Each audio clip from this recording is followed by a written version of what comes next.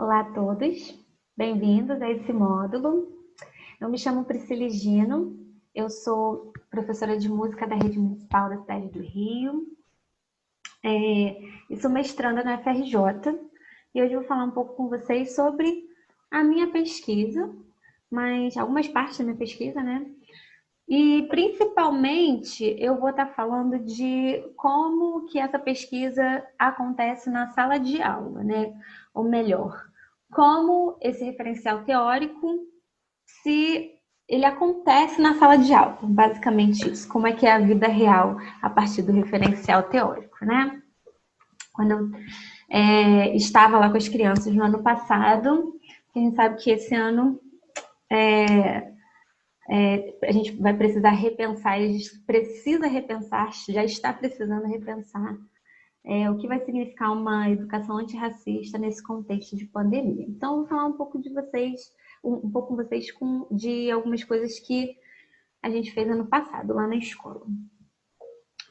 Bom, para me ajudar um pouquinho aqui a manter um caminho, eu vou fazer um compartilhamento aqui com vocês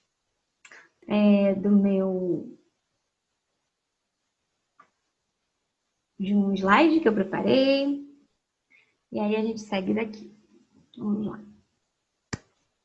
Bom, então o nome da minha pesquisa, o nome que eu dei, né, para a pesquisa foi Professora Toca Aquela, que é uma frase que eu escuto muito das crianças no meu dia a dia. Tia, tia, vamos tocar aquela. No dia a dia elas falam muito isso, mas também é uma fórmula expressiva que alguns funks usam para iniciar. Então achei legal usar essa frase. E aí, o que essa pesquisa é? Ela é uma pesquisa que propõe pensar uma prática docente, né, uma prática de ensino-aprendizagem afrocentrada a partir do funk, compreendendo o funk como uma musicalidade da diáspora africana. E o meu lugar de trabalho, né, é a escola básica. Então, basicamente, essa é a minha pesquisa. Lembrando que o recorte da minha pesquisa é muito específico. Não é o funk, é o funk na sala de aula com os meus alunos, né? O que acontece ali quando a gente se encontra. Depois a gente pode até falar um pouco disso, mas já vou dar uma pincelada agora no começo. Assim, a minha proposta não é apenas que você trabalhe o funk com as crianças na escola, mas que esse arcabouço teórico ele possa ajudar a você trabalhar outras musicalidades, inclusive o funk, de uma maneira afrocentrada. Outras musicalidades afrodiaspóricas, principalmente. Então, vamos lá. A primeira coisa que eu vou falar aqui mais importante é a afrocentricidade. E vou começar fazendo uma crítica construtiva, mais uma crítica, né? A afrocentricidade,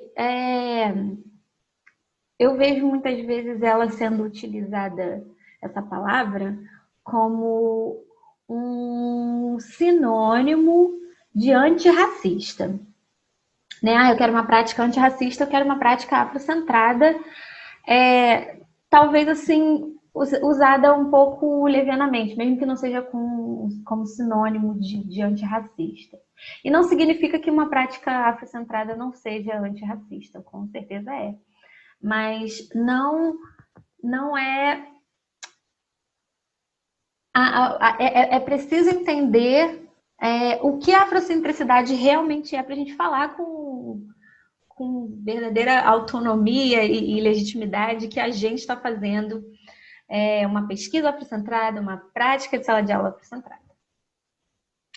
A afrocentricidade é um termo cunhado pelo professor Molefe Katiachante Assante, né? Melhor dizendo, em 1980. Ele lança um livro com esse nome e ali ele pretende lançar novas bases teórico-epistemológicas para o estudo de musicalidades e expressões artístico-culturais, dentre outras coisas, dos africanos. Aí eu já faço a minha primeira parada para dizer que ele entende africanos não como africanos nascidos na África, e nem mesmo nós que temos descendência africana, né? Ele entende africanos muito mais como um estado de consciência do que como um estado fenotípico, até genotípico, né? A afrocentricidade é um pensamento que quer centrar no negro, na pessoa africana, né, para usar o termo que ele usa, como um agente, como uma figura central da sua história. Basicamente isso. Ele quer centralizar a história do africano no africano. Nada mais do que isso, né? Como um sujeito e agente mesmo, né? E isso já é muito poderoso porque na história contada pelos vencedores, o africano nunca ou quase nunca está nesse papel de agente, ele está sempre muito passivo, né? Mas isso é importante da gente entender. O que o professor Assanti quer é que, para a análise da experiência africana, sejam usados os saberes africanos, sejam usados os conceitos teóricos, epistemológicos africanos, das culturas africanas, das culturas afrodiaspóricas, que sejam. E não um arcabouço teórico que é eurocentrado. Ou seja, não basta falar sobre assuntos de pretos. É preciso falar de assuntos de pretos com um arcabouço teórico que caiba nessa situação. E isso é muito interessante. Para a gente falar que a gente está fazendo pesquisa afrocentrada, isso é muito importante. Outra coisa que é importante dizer é que a afrocentricidade, ou afrocentrar alguma coisa, não é o outro lado da moeda do eurocentrismo. O eurocentrismo ele se julga muito universal para todas as coisas, né? Uma rede conceitual, uma episteme que serve para todas as outras culturas e vivências e experiências do mundo. E a afrocentricidade não quer isso. Ela quer analisar uma experiência por ela mesma, né? Então, acho importante a gente saber isso. E aí isso pode significar diversas coisas do ponto de vista prático. Mas o que não significa então eu vou falar de funk na escola, mas eu quero que eles saibam as coisas importantes. Vou dar exemplos aqui, até talvez polêmicos.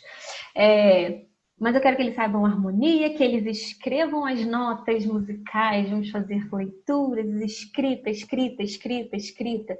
Isso não significa, não é afrocentrado, continua sendo eurocentrado, apesar do assunto ser africano, né? O que não significa que você também não pode trabalhar essas coisas. São importantes, mas é só importante que a gente entenda o que é o quê, né? Para quando a gente falar que a gente está fazendo uma coisa afrocentrada, a gente está fazendo uma coisa afrocentrada. A gente está fazendo uma coisa antirracista, a gente está fazendo uma coisa antirracista. A gente está fazendo uma coisa decolonial, que a gente sabe que a gente está fazendo uma coisa decolonial e assim por diante, né? Outro conceito importante é o conceito da diáspora africana, que também é bastante falado, mas eu fui buscar a diáspora africana no Paul Gilroy, no livro dele, O Atlântico Negro. É um livro denso, um livro difícil, mas que traz muitas informações importantes, então sugiro que todos que puderem, quiserem, tiverem tempo, se aventurem por esse livro. É uma leitura que leva tempo, né? O Paul Gilroy, ele vai trazer essa ideia de Atlântico Negro, que essa diáspora africana forçada criou. A partir do momento do tráfico de pessoas, de África para as Américas e para a Europa, cria-se esse outro lugar, né? Que não é físico exatamente, mas esse outro lugar que é a diáspora africana, que envolve esse mundo que circunda o Oceano Atlântico, que é por onde acontece a maior parte do tráfico de pessoas, né? E ele vai falar sobre uma questão interessantíssima, um conceito interessante, que é o de dupla consciência.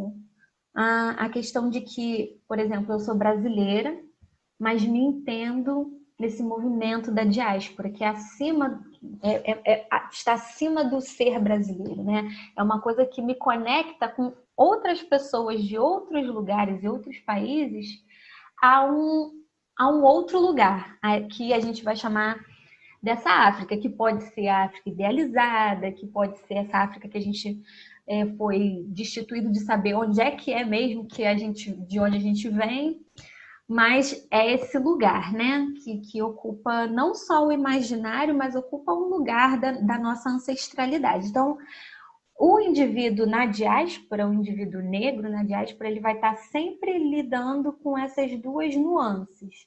O do eu sou daqui, mas eu também venho de outro lugar, eu tenho essa consciência, eu tenho outra, essa dupla consciência, né? Dupla consciência. E aí, pensar a música dentro desse contexto traz reflexões importantes, porque aí a gente já não está pensando só em funk, por exemplo, mas a gente consegue ver como o funk se comunica com outras partes desse mundo atlântico negro. Quais são as idas e vindas musicais, culturais dentro da diáspora? Um dos livros que eu usei para a minha pesquisa, que é o Funk Se Quem Quiser, da Adriana Carvalho Lopes, ela dialoga muito com o Paul Gilroy e ela vai falar o seguinte: o funk ele é as musicalidades em geral, mas o funk, que é o assunto que a gente está tratando aqui, ele estabelece uma comunicação de jovens negros de periferia daqui do Brasil, e aí muito mais especificamente aqui da cidade do Rio de Janeiro, que é de onde eu falo, com jovens negros de periferias em outras partes do mundo. E essa música ela vai se moldando e ela vai se comunicando também com outras musicalidades negras e periferizadas aqui no Brasil, como jongo, capoeira, samba. E ele vai se moldando, ele vai se transformando e vai se hibridizando e etc, etc, e vai sendo coisas novas, né? Então, é um pensamento muito interessante esse entender a diáspora como um lugar de fala, né? Um lugar de onde a gente pensa. Muito interessante mesmo, eu acho esse conceito muito interessante. Bom, analisando, pensando assim, e tentando colocar essas coisas nessa perspectiva da diáspora e do mundo atlântico negro e mesmo da dupla consciência, eu pude perceber que as músicas na diáspora africana, elas tinham algumas questões semelhantes e que pareciam ser questões estruturantes e, por isso, muito importantes para aquelas musicalidades. Elas não eram estruturantes e invisíveis, né? Como algumas vezes pode ser. A gente está dentro da estrutura, a gente não consegue nem mais observar. Mas elas são estruturas bastante visíveis. E conversando com pessoas que vivem o mundo funk, e principalmente observando as crianças, eu posso ver que essas três estruturas aqui, elas são importantes, visíveis e são buscadas. Elas são intencionais, né? E aí eu penso nessas três esferas concêntricas, né, coexistentes, uma dentro da outra, imbricadas. O ritmo, o corpo e a palavra. Não estou querendo, logicamente, e espero que seja óbvio, né, que eu não estou querendo limitar as experiências musicais afrodiaspóricas dentro desses três aspectos. O que eu estou dizendo aqui, essas musicalidades oferecem às minhas vistas esses três aspectos. Oferecem também outros, com certeza, mas dentro de uma pesquisa a gente precisa fazer também, não dá para abarcar o mundo. E eu achei que essas três eram muito importantes para que a gente pudesse pensar, compreender e, principalmente para mim, devolver em forma de aula relevante, encorpada, vida real, né, para as minhas crianças. Que é basicamente afrocentrar, assim, em nós. Eu não vou entrar muito nessa discussão aqui, mas na minha dissertação, se alguém tiver vontade de ler, ainda não está terminado não, mas quando tiver e alguém tiver vontade de ler, pode me pedir. Mas eu faço bastante essa discussão de que eu preciso me afrocentrar e me afrocentrar junto com as crianças. E que era basicamente falar assim, olhar e falar o que é importante pra gente aqui dentro dessa música que a gente faz, que a gente gosta de fazer. É isso? Então é isso que a gente vai devolver para cá. É nisso que a gente vai se concentrar enquanto a gente está fazendo música. Afrocentrar nisso, né? Na nossa própria negritude. Na minha com as crianças que também, na minha sala de aula, são em sua maioria negra. Bem, essa é a parte do vídeo, então, onde eu vou falar um pouquinho sobre ritmo, palavra e corpo com vocês. Mas, principalmente, eu vou dividir o que eu faço em sala de aula. Vocês vão ver os vídeos das crianças, os rostinhos estão borrados. Mas acho que vai dar pra gente ver bastante bem, mais ou menos, o que acontece ali. Aviso que não é nada fora do comum, assim, não é nada muito... Oh, meu Deus, que coisa escalafobética que ela fez.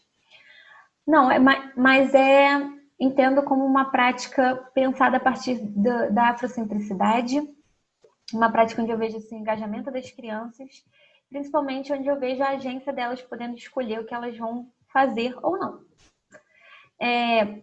Então, deixa eu voltar aqui um pouco para... Bom, vamos falar sobre o ritmo. Principalmente nas minhas conversas com as crianças e com a galera que participa do mundo funk, o ritmo é o que puxa tudo, né? O ritmo é o que faz dançar, o ritmo é o que faz tocar, o ritmo é o que faz falar ou cantar. O ritmo é o que a gente identifica, né? A gente identifica o funk quando a gente ouve o ritmo. E existe esse ritmo que traz a vida, né? Essa coisa da vida. Penso muito sobre como, através do ritmo, que é uma organização do tempo, penso muito em como as diferentes musicalidades afrodiaspóricas acharam na música o lugar de organizar o seu próprio tempo. Quando a gente pensa na violência do encontro do europeu com o africano, e essa desapropriação do seu tempo de vida, né, da sua própria vida, porque tempo é vida, que o africano sofre para que o europeu tenha a força de trabalho dele, penso em quão potente é o poder reorganizar o seu próprio tempo por meio da música. E reorganizar o próprio tempo de certa forma, reorganizar a própria vida, já que eu disse que tempo é vida. Então, vejo ali na música e na questão do ritmo, dessa organização do tempo, das durações das coisas, vejo uma grande potência, uma grande resistência, uma grande resiliência dos povos trazidos para serem escravizados aqui nas Américas, especificamente aqui no Brasil e no Sudeste, que é de onde eu estou falando. Existe eu fui pesquisar sobre música, sobre ensino, educação musical das musicalidades africanas, né, como acontece lá na África mesmo.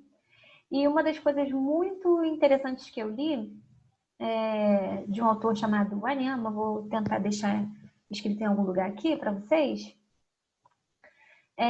que ele fala que enquanto na Europa as tensões musicais, aquela coisa do relaxamento, tensão e relaxamento, foi criada através da melodia e da harmonia, especialmente, nas musicalidades africanas, essa tensão e esse relaxamento foram criados a partir do ritmo. Então, você pode ver o discurso musical denso, realmente discursando, né? Densamente, às vezes menos densamente, através do ritmo. O que é muito interessante, né? Então, a nossa primeira, esse meu primeiro, para fins de apresentação, né? Embora eu sempre diga que não devem ter vistos separadamente, para fins de apresentação são separadamente. Mas vocês vão ver na aula que tudo acontece, a palavra, o corpo e o ritmo. Mas só para apresentar para vocês, vou compartilhar uma aula onde eu tento dar bastante atenção a esse ritmo. Então a gente vai ver e depois eu comento um pouquinho. Deixa eu fazer aqui o share.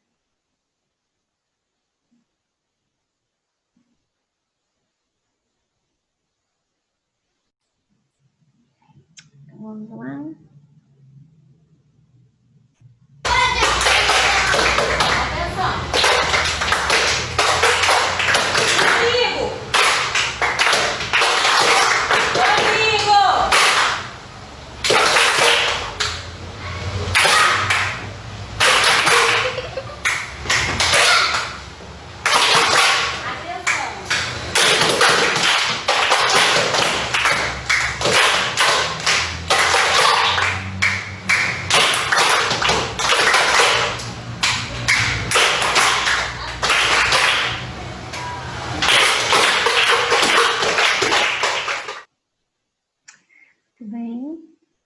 Eu adoro esse vídeo, sinto falta das crianças e tudo mais.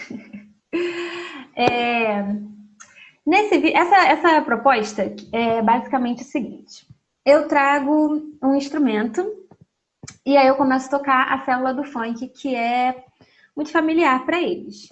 E o que essa célula do funk vai funcionar como refrão, né? Então, eu vou propor coisas entre esses refrões.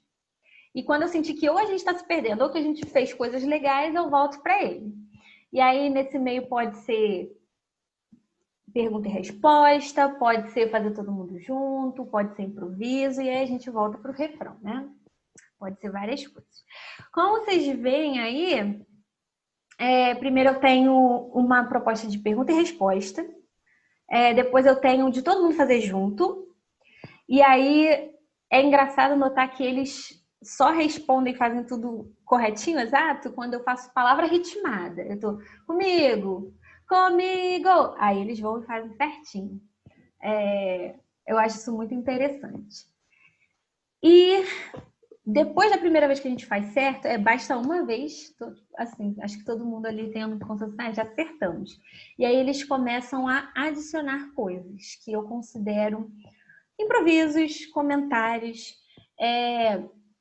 e isso é uma questão que o Paul Gilroy, por exemplo, vai sempre falar, que nas músicas afrodiaspóricas, a antifonia, que é a pergunta e a resposta, o improviso e as diferentes camadas musicais se entrecruzando, não só musicais, mas rítmicas se entrecruzando, são grandes características da música negra nesse Atlântico Negro. E acontece tudo nesses poucos segundos ou um minuto de vídeo que vocês viram. E acontece bastante. É importante que o professor esteja sempre se observando, porque eu também, a minha primeira reação é falar assim, não, tá errado, vamos fazer certo.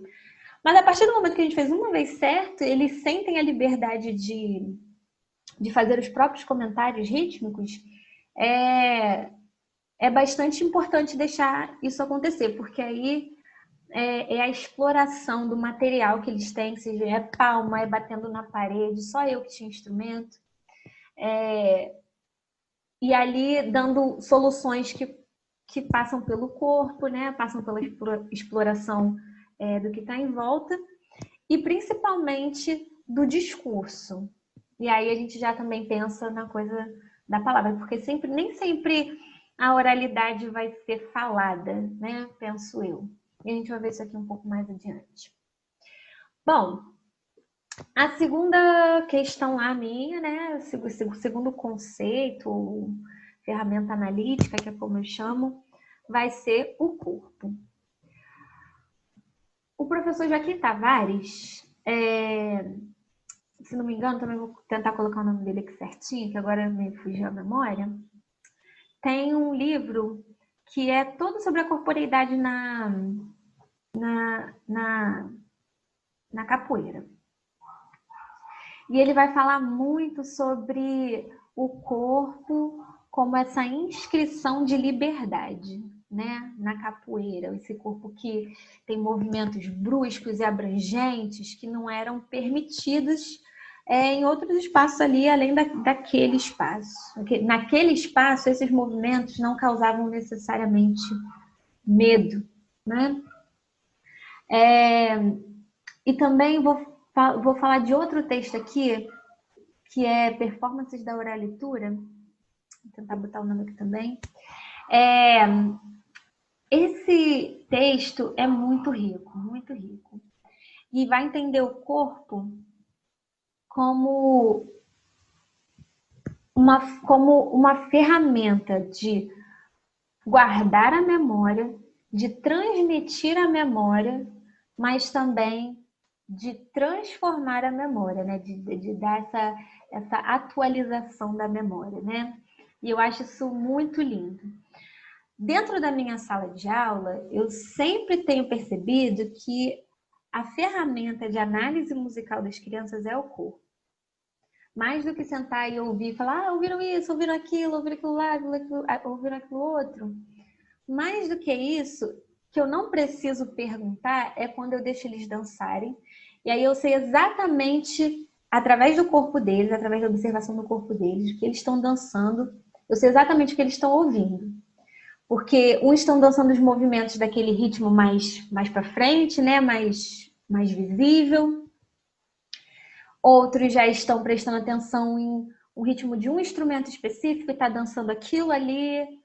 Outro está respondendo a pequenas nuances, pequenas interferências musicais, melódicas, rítmicas, que sejam aquilo que o corpo dele está respondendo.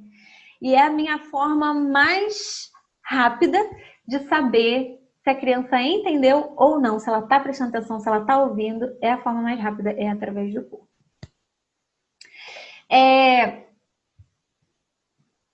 Tenho 2 vídeos que vão falar sobre isso, embora o segundo vai ser quando eu for falar mais sobre a palavra, mas entendam também o corpo como esse lugar da oralidade também, desse corpo que passa, que é o próprio registro, o corpo que é o próprio registro, né?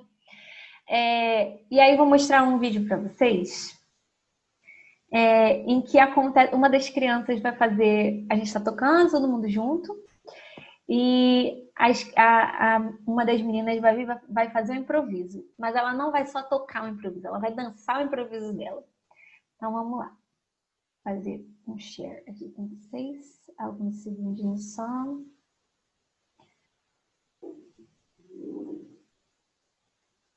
Um momento.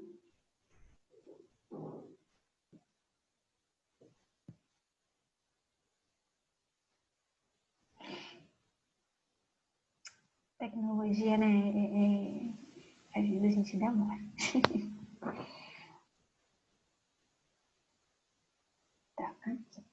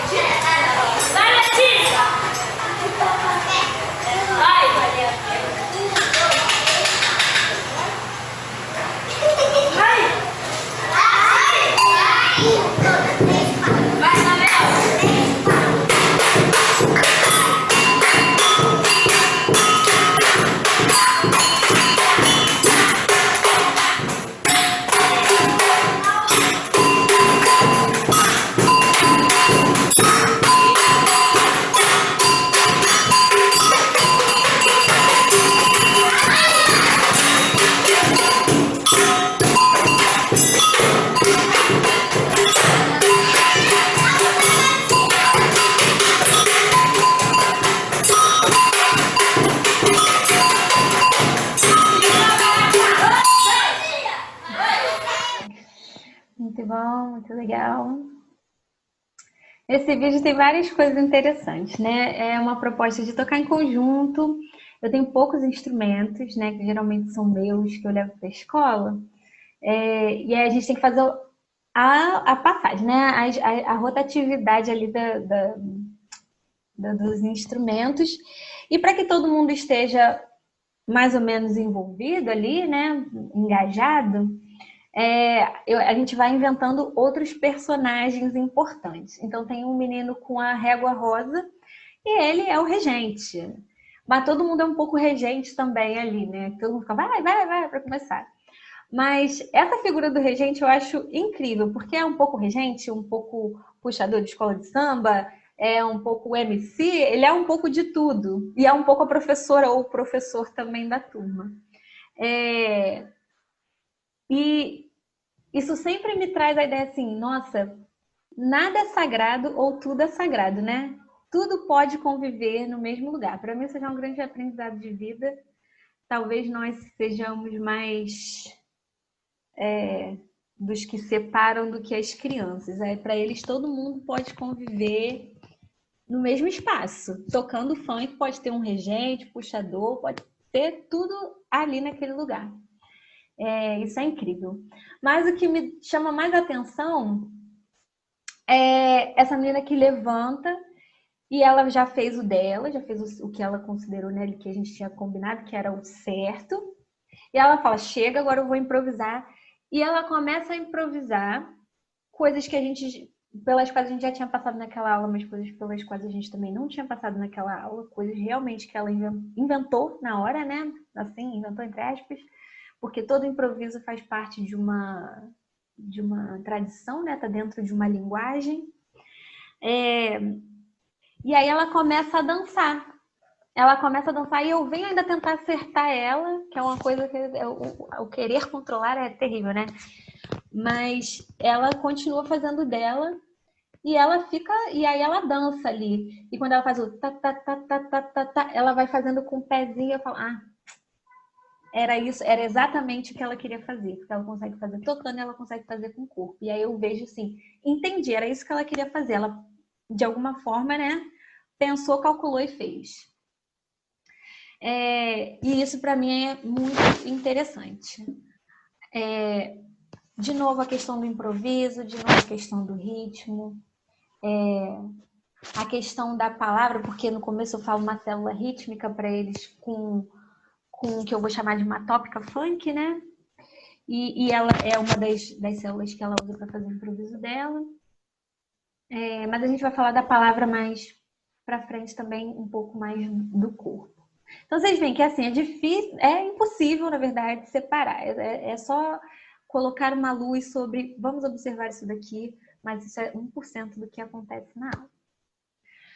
Por último, a gente vai falar da palavra. E aí tem muitas questões nessa palavra, né? Porque eu considero palavra nem sempre como a coisa que é proferida, nem sempre é a palavra proferida.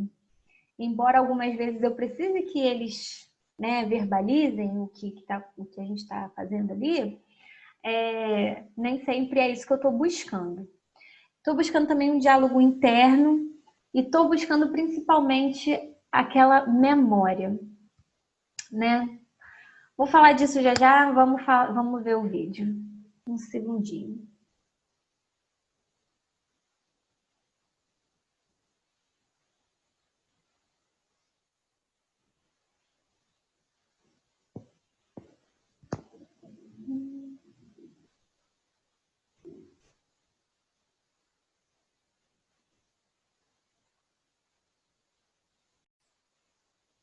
Vamos lá.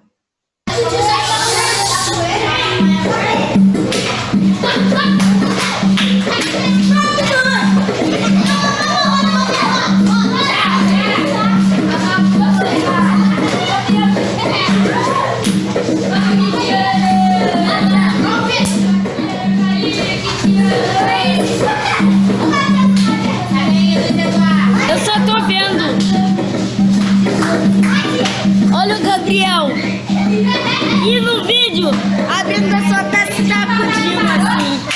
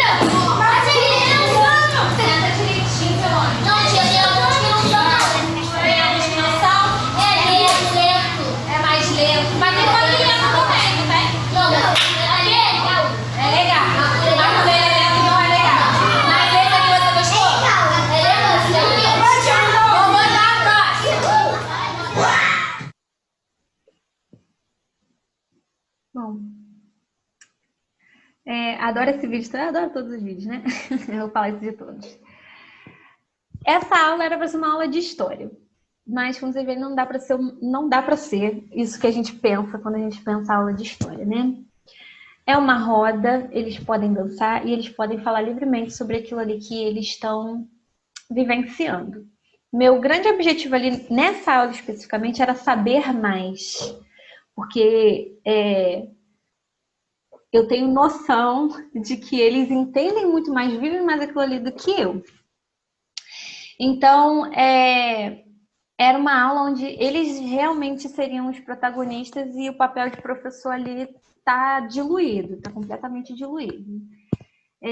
É uma aula difícil de dar, porque eles dançam, então, né, os ânimos vão lá no alto. Quase toda aula de música que tem essa... eles podem dançar, né, são quase todas, tem essa dificuldade, mas que a gente precisa um pouco abrir mão também, deixar eles serem um pouco crianças, né, viverem essa infância deles, essa diversão. E aí, eu quero saber o que eles sabem sobre funk. Então, eu vou lá atrás, no ukulele, eu vou lá no James Brown.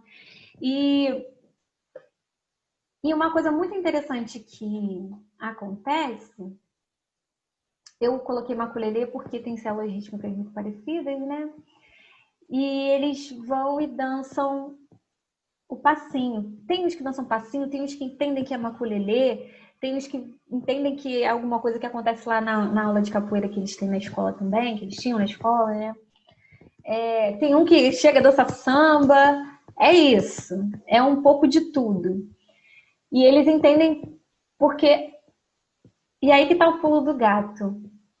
São todas musicalidades afrodiaspóricas, né? Então eles vêm...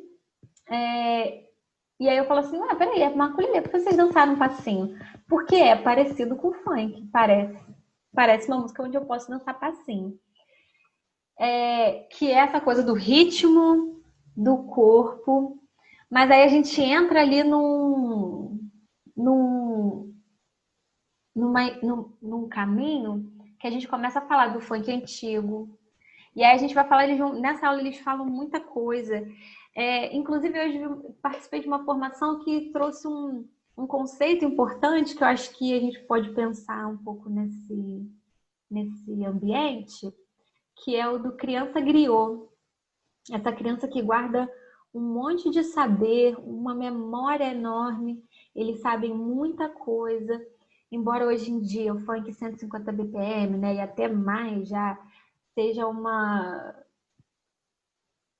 o funk que a gente mais ouve, né? Eles conhecem muito dos funks antigos. Nessa aula tem um dos meninos que ele canta decorado não lembro se é o rap do Silva ou se é o rap da Felicidade, que é muito marcante para as comunidades cariocas, né? Uma música muito importante. só que foi escrita muito antes dessa criança nascer. E mesmo assim, ele sabe de cor, cantar tudo. Isso também é importante para a gente pensar, eu até abranger um pouco. Existe um senso comum, e eu gosto sempre de falar disso, porque é preciso demarcar isso. Existe um senso comum de que as crianças dentro da comunidade só escutam funk. E mesmo que fosse, já era ok. Do meu ponto de vista teórico, é ok. Mas, na verdade, essas crianças, elas têm agência. E aí está o pulo do gato da afrocentricidade. Elas têm agência. Elas conhecem muita coisa. Elas conhecem samba, elas conhecem forró, porque também a quantidade, o número de nordestinos dentro das comunidades é muito grande. Elas conhecem pagode, frequentam. Elas conhecem os bailes charmes de funk antigo, né? De funk romântico. Elas sabem o que é funk melody. Elas sabem tudo isso. Mas elas gostam, elas escolheram como essa musicalidade que elas vão apreciar muito o funk. Esse funk mais moderno, mais 150 BPM, né? Que a gente vê, até com bastante coisa que vem da mídia, mas também muita coisa que acontece nos bailes dentro da comunidade. Então eles conhecem, não é falta de conhecer, não, é escolha, é uma escolha. E que precisa ser respeitada. Então eu sempre gosto de demarcar isso. Também não significa que a aula de música é só funk, e mesmo que fosse, né? Também acho ok. Mas entendendo o funk mais como a epistemologia musical, o lugar de partida para a construção do conhecimento, através do qual a gente vai acessar outras coisas, a gente vai saber de outras coisas, a gente vai explorar muitas outras coisas, mas a gente vai voltar para o funk, que é o que a gente, né, eles sabem, eles conhecem, que a gente gosta de fazer em sala de aula. Então, acho isso um giro importante, até no reconhecimento do humano que tem direito de escolher, né? O que ele vai gostar de ouvir, o que ele vai gostar de cantar, o que ele vai gostar de fazer. Porque isso existe, né? Existe esse preconceito, como se não soubessem de mais nada. E isso é impossível, vamos falar a verdade, né? Nesse mundo globalizado, com a internet assim, com acesso mais ou menos democratizado, né? E aí, entre muitas aspas, mas como as pessoas têm acesso mais ou menos, em maior ou menor grau, à internet, a gente não pode dizer que existe uma cultura musical isolada de tudo e todos. Volto a dizer que o próprio funk é uma conversa com musicalidades que estão, inclusive, fora do Brasil.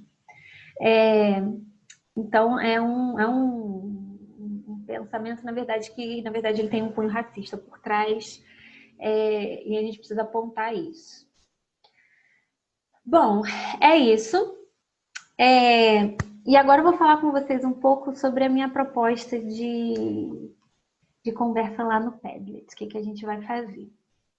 Eu vou disponibilizar para vocês, junto com esse vídeo, acho que são 4 textos. Um é o do Funk Se Quem Quiser, outro é do Paul Gilroy. São 5 textos, gente, mas calma, não se assusta. Um é um pedaço do livro do Paul Gilroy, Matemático Negro. Um é uma pesquisa da Margarete Arroyo, é um artigo baseado na pesquisa dela, lançado no ano 2000 na revista da Bem.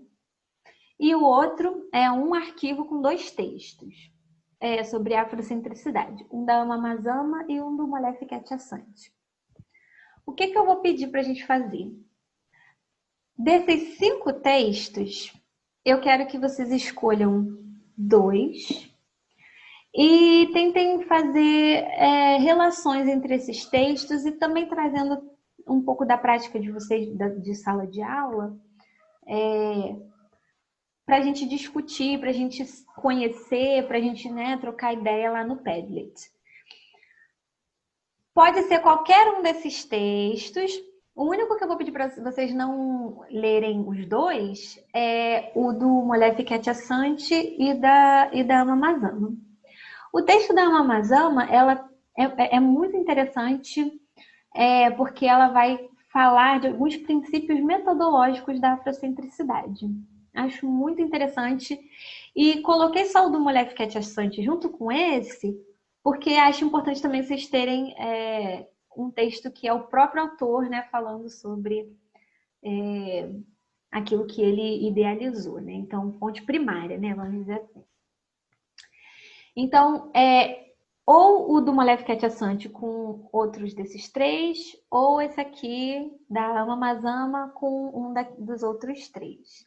Então, vocês leem 2 textos desses e vamos trocar ideia lá no Padlet, o que vocês acharam dos textos, onde eles se cruzam, onde eles não são similares. E quero muito ouvir vocês lá, porque isso, né, faz a gente crescer como pesquisador, como professor. A minha pesquisa, ela é uma pesquisa de mestrado, então relativamente limitada, né?